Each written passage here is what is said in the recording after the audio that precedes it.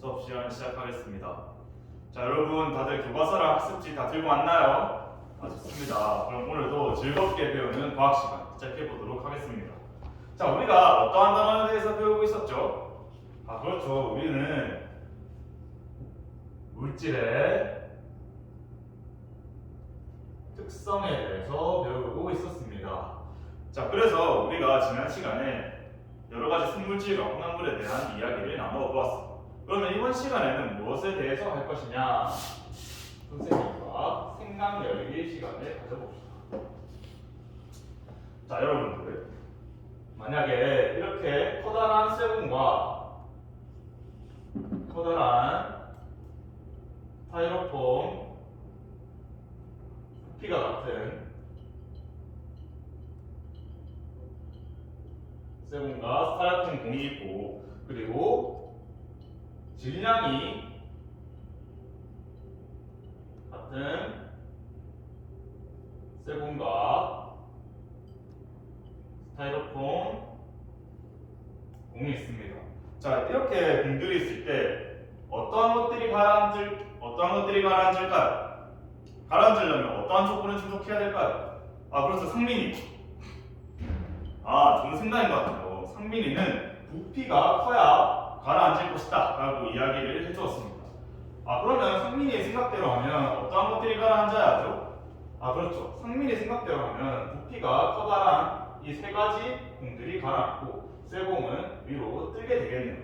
좋습니다. 그러면 선생님이 지금 이 두 가지 여러 가지 공들을 들고 왔으니까 한번 선생님이 실험을 통해 보여주도록 하겠습니다.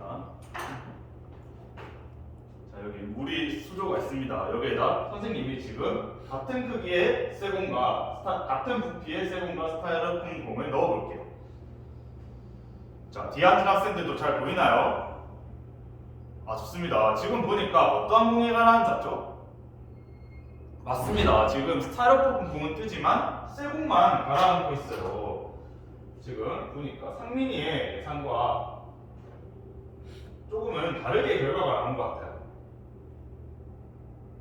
그러면 부피로만은 우리가 뜨고 가라앉는 것을 알 수 없겠네요. 그러면 혹시 또 다르게 어떻게 물질이 뜨고 가라앉는 것을 알 수 있을까요? 그렇죠. 가영이. 좋습니다. 가영이는 부피가 아니라 질량이 크면 가라앉는다. 그래서 질량으로 비교할 수 있을 것이다 라고 이야기를 해주었습니다. 그러면 이번에는 선생님이 질량이 같은 쇠공과 스타이로폼 공을 한번 이 수조에 다시 담궈보겠습니다. 자, 뒤에 앉아있는 학생들도 잘 보이나요? 좋습니다. 지금 질량이 같은 쇠공과 스타이로폼 공을 물에다 넣었는데 지금 결과가 어떻게 되었나요? 그렇죠. 가영이의 예상과는 조금 다르게 쇠공은 가라앉고 스타이로폼 공은 위로 떴습니다. 지금 보니까 같은 질량인데 쇠공은 가라앉고 스타이로폼 공은 뜨는 것을 보았을 때 우리가 질량으로도 비교하기 힘들겠죠. 그러면 우리가 그 뜨고 가라앉는 것을 어떻게 알 수 있을까요? 좋습니다. 지환이. 지환이가 예리한 분석을 해주었어요. 지환이는 부피랑 질량 상관없이 쇠공은 그냥 가라앉는 것 같다라고 이야기를 해주었습니다. 좋은 분석인 것 같아요. 그러면 지환이 말대로 하면 쇠공은 가라앉고 스타이로폼은 위로 뜨는 성질을 가지고 있다라고 할 수 있겠네요. 그러면 우리가 쇠공과 스타이로폼 그렇게 뜨고 가라앉는 것을 알겠는데 다른 물질에서는 어떻게 할 수 있을까요? 그렇죠. 다른 물질에 대해서는 질량과 부피 두 개 다로 할 수 없으니까 어떻게 해야 될지 잘 모르겠죠. 그러면 어떻게 하는 방법이 있죠? 그렇죠. 성민이. 좋습니다. 성민이는 질량과 부피로만 해결할 수 없으니까 질량과 부피를 같이 생각해서 하면은 우리가 뜨는지 가라앉는지 잘 알 수 있을 거다라고 설명을 해주었습니다. 정말 좋은 접근인 것 같습니다. 자, 그래서 우리가 이번 시간에 알아볼 내용은 이렇게 물질이 뜨고 가라앉는 것을 어떻게 확인할 수 있을지 한번 알아보는 시간을 가져보겠습니다. 그러면 선생님이 학습 목표를 적어줄 테니까 다 같이 따라서 읽어봅시다. 학습 목표 첫 번째, 땡땡이 물질의 특성이 됨을 설명할 수 있다. 자, 두 번째, 알루미늄과 우리가 우리의 땡땡을 측정할 수 있다. 자, 세 번째. 논의 과정에서 다른 학생들의 의견을 존중할 수 있다. 자, 좋습니다. 자, 이제 우리가 이렇게 학습 목표를 달성하기 위해서 또 탐구를 진행해야겠죠. 자, 그러면 오늘 탐구는 어떤 것을 할 것이냐? 자, 여러분들 다들 태블릿 PC를 가지고 있나요? 아, 좋습니다. 그러면 지금 그 태블릿 PC로 구글 클래스룸에 들어가서 자료 1을 다 같이 한번 봅시다. 아, 자료 1을 보니까 지금 어떤 것이 나와 있나요? 그렇죠. 실험 방법이 간단하게 나와 있습니다. 자, 오늘 실험을 진행할 건데 지금 책상 위에 실험 도구들이 다 놓여져 있죠. 그 실험 도구들에 어떤 것들이 있나요? 아, 그렇죠. 여러분들이 이야기해 준 것처럼 큰 알루미늄과 작은 알루미늄 조각, 그리고 큰 구리 조각, 그리고 작은 구리 조각이 있습니다. 그리고 지금 물과 그리고 실린더 등 여러 가지 재료들이 놓여져 있습니다. 자, 그러면 우리가 아까 성민이가 이야기했던 것처럼 질량과 부피를 같이 측정을 해서 무언가 해보아야 하는데 이러한 물질들의 질량과 부피를 어떻게 측정할 수 있을까요? 아, 그렇죠. 수호. 아, 좋습니다. 수호는 일단 질량은 우리가 가지고 있는 전자조를 가지고 측정을 할 수 있다고 이야기해 주었어요. 아, 좋습니다. 그러면 부피는 어떻게 측정할 수 있을까요? 아, 그렇죠. 가영이. 아, 좋습니다. 가영이는 우리가 수학 시간에 배웠던 것을 이용해서 밑면 곱하기 높이를 하면 부피를 알 수 있다고 해요. 아, 다들 혹시 가영이의 생각과 같은 생각을 하고 있나요? 지금 유진이는 다른 생각이 있다고 해요. 아, 유진이는 우리 실험 도구를 보니까 우리 이런 금속들이 정확한 진륜면체가 아니기 때문에 밑면 곱하기 높이로는 부피를 구하기 힘들 것이다 라고 이야기를 해줬습니다. 아, 그러면 어떤 방법으로 우리가 부피를 측정할 수 있을까요? 아, 생각하는 것이 어렵다면 한번 우리 실험 재료를 이용해서 한번 예측을 해볼까요? 아, 좋습니다. 지금 상민이가 손을 들어주었네요. 상민이 혹시 부피를 어떻게 측정할 수 있을까요? 아, 좋습니다. 아, 상민이가 이야기를 잘해준 것 같아요. 상민이 말처럼 우리가 실린더에다가 물을 채운 다음에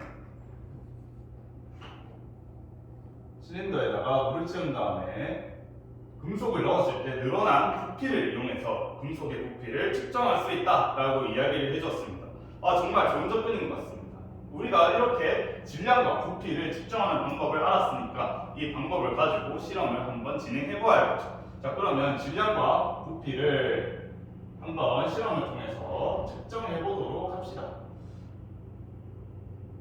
자, 그럼 선생님이 실험을 진행하기 전에 오늘 평가는 동료 평가와 보고서 평가를 진행할 거예요. 그러니까 여러분들이 모두원들과 협력하고 보고서에 활동 내용이 잘 담길 수 있어야겠죠? 아, 좋습니다. 그러면 선생님이 15분을 줄 테니까 15분 동안 실험을 마무리할 수 있도록 합시다. 자, 시작합시다.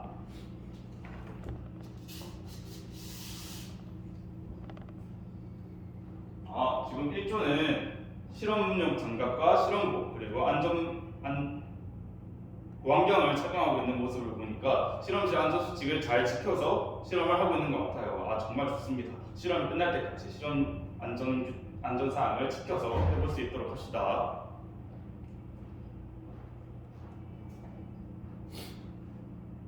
잠시만요. 여러분들, 우리가 실험을 진행하기 전에 하지 않은 것이 하나 있었죠. 어떤 것을 하지 않았나요? 아, 그렇죠. 실험 안전수칙을 영상을 시청하지 않았어요. 그러면 선생님이 실험실 5분 안전 영상을 보여줄 테니까 이 영상을 다 같이 시청해볼 수 있도록 합시다. 자, 뒤에 앉은 학생도 잘 보이나요? 좋습니다. 자, 우리가 실험실 안전 영상도 시청했으니까 다시 한번 실험을 진행해 보도록 합시다. 자, 시작합시다. 자, 3조가 손에 들어주었는데 어떤 문제점이 있나요? 아, 지금 눈금실 계속해. 자, 지금 눈금 실린더를 사용하고 있는데 조금마다 눈금을 읽었더니 다 다른 값이 나왔다고 하네요. 그러면 우리가 눈금 실린더를 읽을 때는 어떻게 해야 한다고 했었나요? 그렇죠. 성민이가 방금 이야기한 것처럼 우리가 눈금 실린더를 읽을 때는 눈금과 우리가 눈이 일직선이 되게 수평이 되게 맞춰서 읽어야 한다고 했었죠. 그 점을 유의하면서 한번 다시 모두모끼리 측정을 해봅시다. 좋습니다. 지금 이조가 손을 들어주는데 이조는 어떤 문제점이 있나요? 전자조를 사용 방법을 잘 모르겠군요. 아까 선생님이 3조가 전자조를 사용하는 것을 보았어요. 그럼 한번 3조한테 도움을 요청해볼까요? 좋습니다. 3조의 가영이 혹시 지금 2조가 어려움을 처했는데 지금 조금 도와줄 수 있나요? 좋습니다. 이렇게 우리가 협력을 통해서 어려움을 헤쳐나가 볼 수 있도록 합시다. 좋습니다. 자, 시간이 더 필요한 조가 있나요? 좋습니다. 그러면 실험 결과에 대해서 발표를 해보도록 할게요. 자, 먼저 발표를 해보고 싶은 조가 있나요? 좋습니다. 2조의 번쩍이가 손을 번쩍 들어준 그 2조의 발표를 한번 들어봅시다. 좋습니다. 2조의 발표를 들어보니까 우리가 질량은 8.1, 2.7, 26.88, 그리고 8.96, 부피는 3.0, 1.0mm, 3.0mm, 1.0ml 이렇게 나왔다고 하네요. 그러면 혹시 다른 조가 혹시 다른 생각을 가지만 좀 다르게 나왔다는 조가 있나요? 좋습니다. 상민이 1조에 상민이가 손을 들어줘 1조의 발표를 한번 다 같이 들어봅시다. 좋습니다. 1조가 조금 다른 값을 구해주었다고 해요. 근데 선생님이 여러분들이 봤을 때 좀 어떤 것 같아요? 그렇죠. 거의 비슷한 값을 나타내 준 것 같죠. 혹시 다른 조들도 비슷한 값을 얻었나요?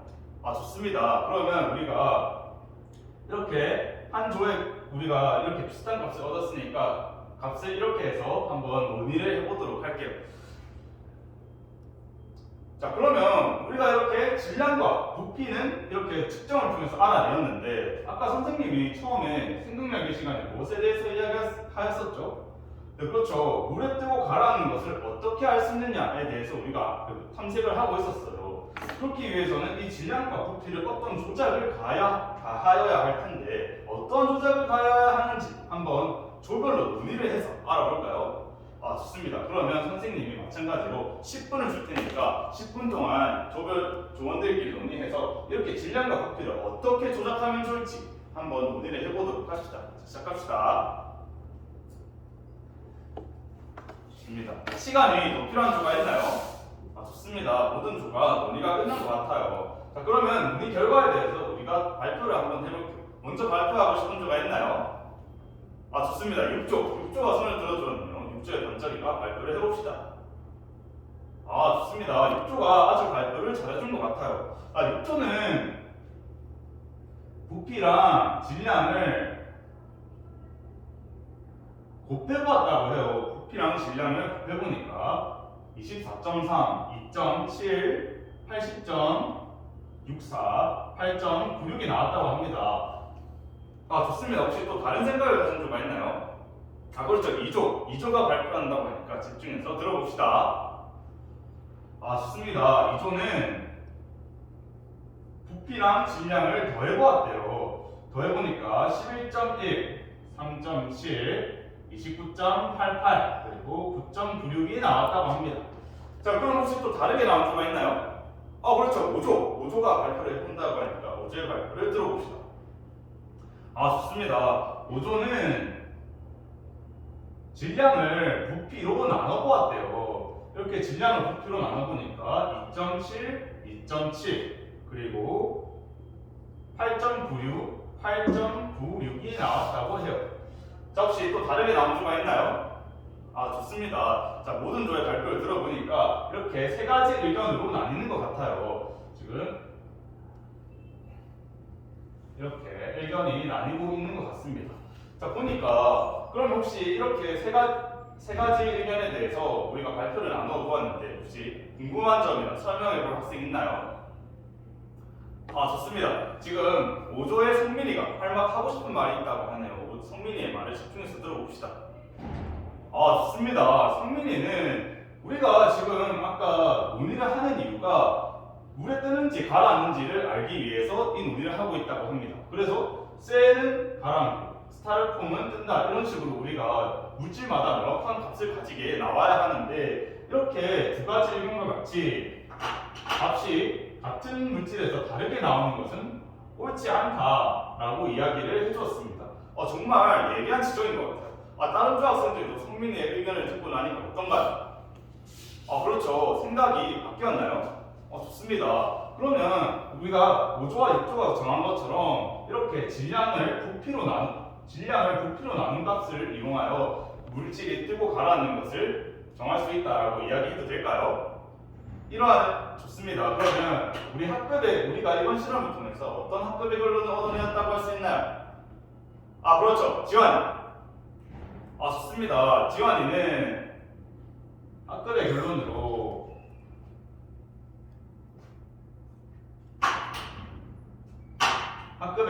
결론으로 이렇게 질량을 부피로 나누어서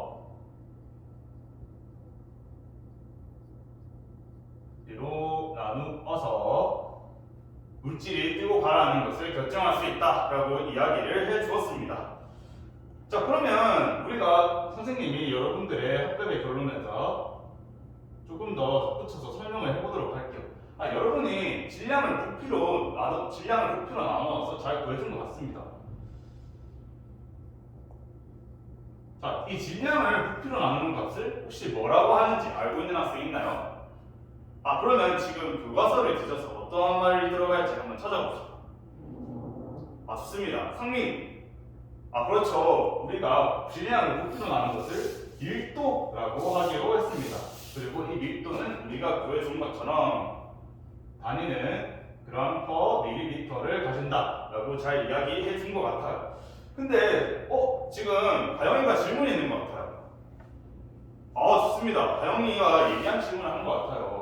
우리가 이렇게 학급의 결론으로 물질마다 다른 값을 가지고 있다는 질량과 부피를 나눴을 게 밀도는 물질마다 조금씩 다르다라고 결론을 얻어내었는데 이게 물에 뜨는 것과 가라앉는 것이 어떤 차이가 있는지 잘 이해가 되지 않는다고 해요. 그러면 선생님이 하나 자료를 줄 테니까 한번 그 원인에 대해서 한번 예측해 봅시다. 자, 우리가 처음에 사용했었던 세븐과 스타이로폼에 대해 밀도에 대해서 선생님이 이야기를 해볼게요. 스타이로폼의 밀도는 0.7g/ml 그리고 물의 밀도는 1.0g/ml 그리고 쇠의 밀도는 8.2g/ml를 가집니다. 그러면 우리가 물에 뜨고 가라앉는 것은 어떻게 판단할 수 있을까요? 그렇죠. 수호. 좋습니다. 수호가 잘 이야기해 준 것 같아요. 수호의 말처럼 우리가 물의 밀도보다 더 작은 것들은 가라앉는다라고 이야기를 해줬습니다. 수호가 이번 실험에서도 알루미늄과 구리가 물에 가라앉았다는 사실을 이용해서 정말 잘 예측을 해준 것 같아요. 다른 학생들도 수호의 생각에 다들 동의하나요? 좋습니다. 그러면 우리가 이렇게 밀도가 물보다 작으면 가라앉고 물보다 크면은 밀도가 크면은 가라앉고 밀도가 작으면 물에 뜬다는 것을 알 수 있었네요. 그러면 이렇게 밀도가 물질마다 어떠한 값을 가지고 있는 것 같아요. 아까 이야기했던 것처럼 밀도는 물질마다 다른 값을 가지고 있죠. 물질마다 다른 값을 가지고 있다는 것은 우리가 어떻게 해석할 수 있나요? 그렇죠. 유진이. 좋습니다. 우리가 물질의 특성에 대해서 배운 것처럼 물질마다 다른 값을 가진다는 것은 물질을 구별할 수 있는 고유한 성질이라고 해도 되겠네요. 그러면 이러한 밀도는 물질의 특성이 될 수 있습니다. 좋습니다. 이렇게 우리가 밀도가 물질의 특성이 된다는 것을 알아보았어. 그러면 우리가 학습 목표에서 선생님이 빈칸이 있었죠. 이 빈칸에는 어떤 말이 들어가는 것이 좋을까요? 그렇죠. 우리가 학습했던 것처럼 밀도라는 말이 들어가면 좋겠죠. 좋습니다. 이제 우리가 이렇게 물질이 뜨고 가라앉는 성질 그리고 밀도에 대해서 알아보았으니까 이런 내용을 적용해 볼 줄도 알아야겠죠. 이상입니다. 왜 그렇게 끝내?